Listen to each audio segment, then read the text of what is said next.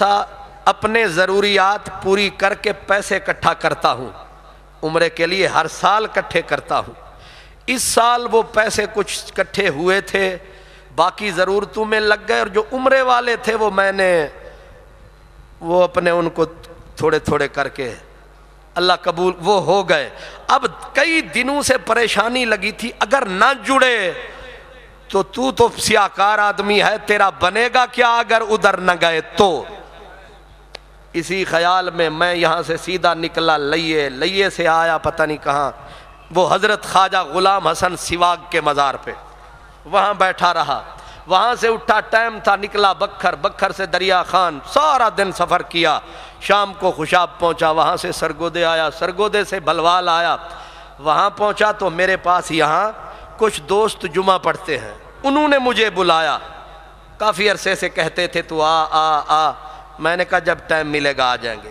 اس دفعہ میں وہاں پہنچا، میرا نبی کا غلام سمجھ کے، گناہگار سمجھ کے استقبال کیا، پیار کیا۔ مجھے کہنے لگے ہم نے ایک بندے کو ٹکٹ دینا ہے، ہمیں حکم ہے اور اب زیادہ ہو رہا ہے کہ دیتے کیوں نہیں، تو کتنے پیسے لگیں گے؟ میں نے کہا میں پوچھ کے بتا دیتا ہوں کتنے لگیں گے، بتا دیا۔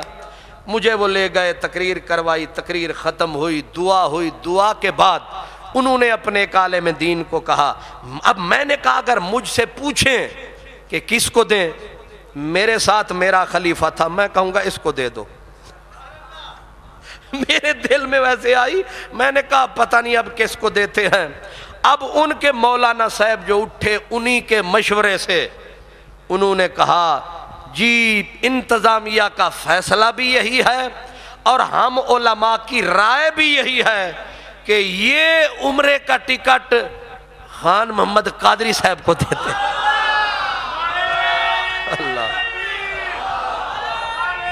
کہنے لگے بس دعا کری، اور میں نے گھر آ کے جب کھولی چٹ تو چٹ پہ لکھا تھا سرکار دو عالم کی طرف سے عمرہ مبارک۔